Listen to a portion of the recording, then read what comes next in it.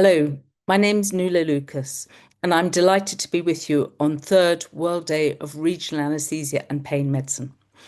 Over the next 20 minutes, I'm going to be talking to you about a little bit of what's new in the literature for obstetric anaesthesia.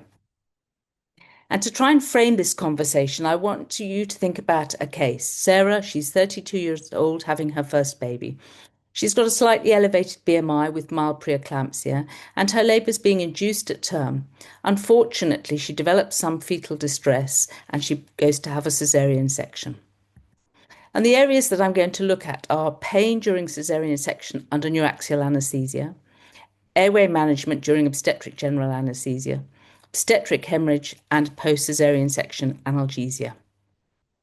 So first up, this really nice systematic review and meta-analysis published last year in anesthesiology that aimed to provide an accurate estimate of the incidence of patient-reported pain during caesarean section under neoaxial anaesthesia.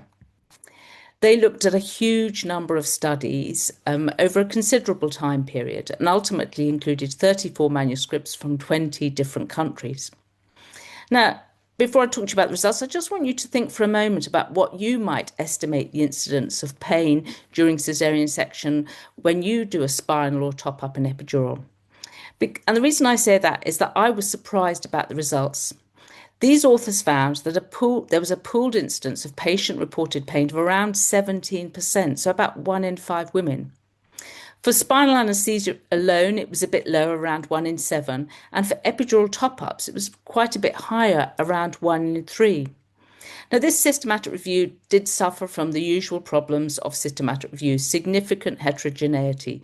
So while these figures may seem quite high and perhaps not what we were expecting, I think they do draw attention to the fact that it is still a significant problem for our patients and for us.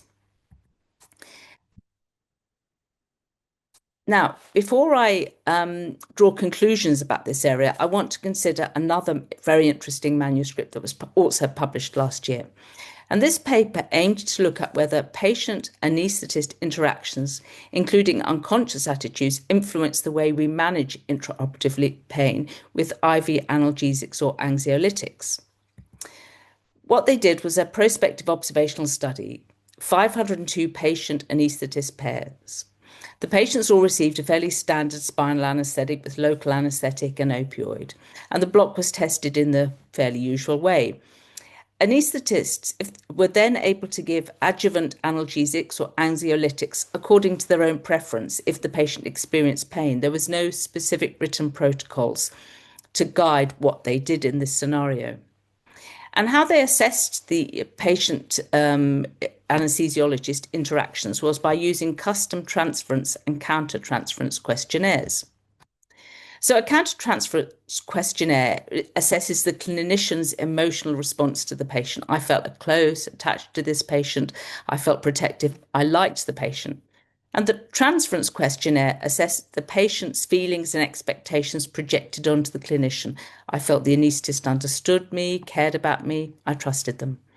And to try and provide an objective assessment, they captured the results of these questionnaires on a Likert scale to quantify the interpersonal tone of the encounter, and then looked at the association of these results with whether a patient received any additional analgesics or anxiolytics and whether the anaesthetist gave them.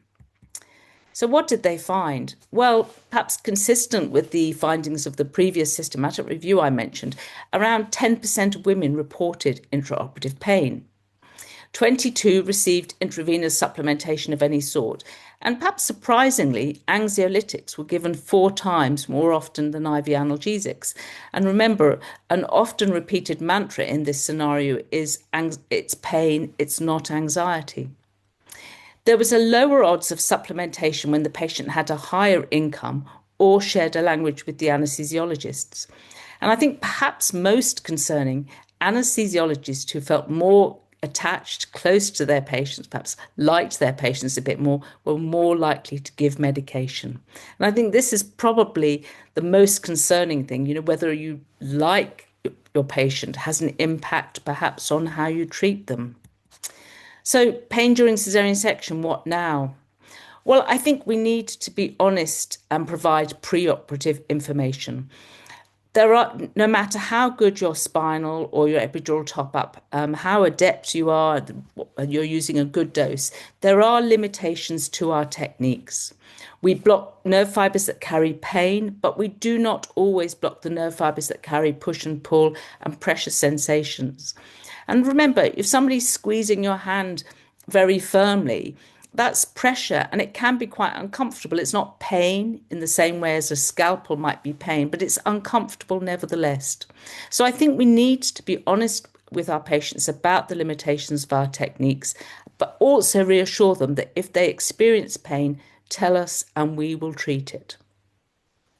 I think we've got to be cautious about under-treating pain. If the patient reports pain, we should stop the surgery, acknowledge it, inform the surgeon, and use fast-acting IV analgesia when needed. And my preference in this scenario is fentanyl. And I think we have to be careful about avoid defaulting to it's just anxiety. Now, the final point, I haven't written it down, and I want to say it with some caution because I'm certainly not encouraging people to give a general anaesthetic. But I suspect that we probably need to use, certainly in a well-resourced environment, general anaesthesia a bit more often than we do. But I'm not actively encouraging general anaesthesia. And finally, I think we need to measure and learn. We need to track our local rates of intravenous supplementation. It may be entirely appropriate, but if the rates are going up a lot, we might need to think and consider why this is and perhaps do something about it. Now, the next thing I want to talk about is airway management during obstetric general anaesthesia. These are two manuscripts looking at the use of video laryngoscopy in the first one in obstetrics alone and the second one in non-obstetric patients. And video laryngoscopy is very much one of the zeitgeist areas of modern anaesthetic practice. Now, despite the fact that we all worry about the obstetric airway, video laryngoscopes have been relatively poorly studied in obstetric patients. And that's one of the reasons why I like this very nice science letter that was published in ANA last year. It's a retrospective before and after single academic institution study. And they looked at the use of video laryngoscopy in centres in their centre before the COVID pandemic and then in the period after the COVID pandemic. And their primary outcome was the proportion of video laryngoscopy or direct laryngoscopy use with the usual sorts of airway secondary outcomes. So what did they find? Well, perhaps unsurprisingly, video laryngoscope use increased from around 25% to just over 70% in the period post-COVID. The first pass success rates, there was no difference whether or not a videoscope or direct laryngoscopy was used. The laryngeal view was a bit better with video laryngoscopy, but surprisingly, or not, depending on your views on this device, intubation was reported as slightly more frequently occurring with video laryngoscopy. So what now for airway management in obstetrics? Well, to me, if you've got a video laryngoscope available in your institution, it does make sense to use it. And the particular reason I think about this is the shared view. Someone else can confirm that the tube has gone down the right hole and that if there's a problem with ventilation afterwards, at least you know the tube is in the right place. But one thing I think about videoscopes, and I think this about a lot of new kit that comes along, we've got to be careful about device hype and not expect magic gains in first pass success rates just from switching devices. And for me, huge priorities for airway management in any scenario, not just obstetrics, remains good pre-oxygenation, positioning, and having a clear plan B. And if I had to pick one aspect of this out that I would particularly highlight, it's the positioning issue. In all the kerfuffle and excitement about video laryngoscopes, I think we sometimes forget to do those basic things really well. And positioning, getting the patient's head in the optimal position for intubation, and you can do this during the pre-oxygenation period, I think is absolutely critical to ensuring, one of the factors to ensure successful intubation. The fact that this little study found that there were more difficulty ratings with video laryngoscopy perhaps reflects operator inexperience and not true deterioration. And what I've taken from this is that one area I think we should be considering is trying to identify the best devices to use in the obstetric patient. And finally, what I think we've got to be careful about saying is that this study does not prove that VL is superior for hard outcomes in obstetrics. It's a retrospective single centre study, subjective difficulty ratings, no operator experience data available. Now, the next thing I want to talk a little bit about is obstetric hemorrhage. And I would urge you to take a look at this excellent systematic review published in The Lancet last year. It's a huge analysis of the causes and risk factors for postpartum hemorrhage globally, looking at around just over about 850 million women. So what did they find? Well, the cornerstone of causes of obstetric hemorrhage remains the 4Ts. It's a good teaching tool and it's a good clinical tool to use when you're in this scenario. And uterine atony remains the major cause of obstetric hemorrhage globally. Another point I want to highlight is that coagulopathy as a primary cause of obstetric hemorrhage is a very, very small proportion. So if you're in this scenario and the surgeon is saying to you, oh, I think it's the coagulation, urge them to look again. As a primary cause, it's very, very unlikely. The other point I want to make is that in around 8% of cases, multiple concurrent causes exist. So the woman may have an atonic uterus, but she might also have a bit of placenta stuck that's stopping that uterus contract. So just because you've sorted out one problem, if the woman's still bleeding, look again. And I might just quote Rob Dyer, one of the true greats of obstetric anaesthesia. And he always says that one of the most important factors in managing obstetric hemorrhage is factor A. And I'm sure you can all guess what factor A is. Now, in this study, they looked at risk factors that had a strong, moderate, and weak association with obstetric hemorrhage. And I'm just going to look at the factors that had a strong association with obstetric hemorrhage. So factors here, some of them mostly unsurprisingly, previous PPH, caesarean birth, if a woman's septic, if she's not had any antenatal care, if she's got a multiple pregnancy. The one I particularly want to mention is anemia. There's physiological reasons that if a woman is anemic before delivery, she is more likely to have a PPH and be anemic after delivery.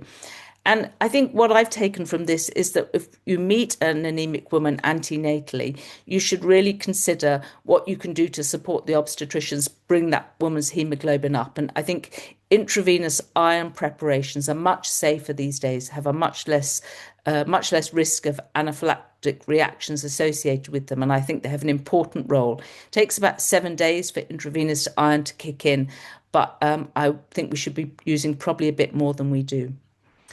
How to summarise this manuscript in total on obstetric hemorrhage? Well, uterine atony is the leading cause, as I've said, and we've got to use prophylactic uterotonics. Recognise that multiple concurrent causes exist, and I think this really behoves us to use a bundled treatment approach. So alongside uterotonics, think about other strategies that you can do. Consider modifiable risk factors, as I've said, and anemia is the obvious one to me. A final point I just want to highlight is that, as you all know, if you work on a labour ward, many women who experience obstetric hemorrhage don't have modifiable risk factors. And this really behoves us to have advanced preparation strategies, make sure we've got PPH trolleys available, make sure we train together as a team. So when we're in this scenario, our response is really optimal. Now, just before I finish on this topic, I want to talk about this systematic review about the use of tranexamic acid for postpartum bleeding. It's a systematic review again. They looked at 5 trials, more than 50,000 women, and the trials they looked at included TXA used as treatment and prophylaxis. Their primary outcomes were life-threatening bleeding and thromboembolic events. So what did these authors find? Well, surprisingly, the use of tranexamic acid, unsurprisingly, the use of tranexamic acid was associated with a decreased risk of bleeding and no increase in thrombosis. But before we all start using it for every single patient, while the relative risk reduction was significant, the absolute risk is very low for most women. The number needed to treat for high risk women is about 500, but for low risk women, it's around 43,000 to prevent a single severe case. And I think, despite the findings of this study, I think we need to be cautious about uncertain harm in low risk groups. And what I particularly worry about, if we have loads of tranexamic acid floating around on the label, if we're giving it to every patient, is the potential risk for intrathecal or epidural injection.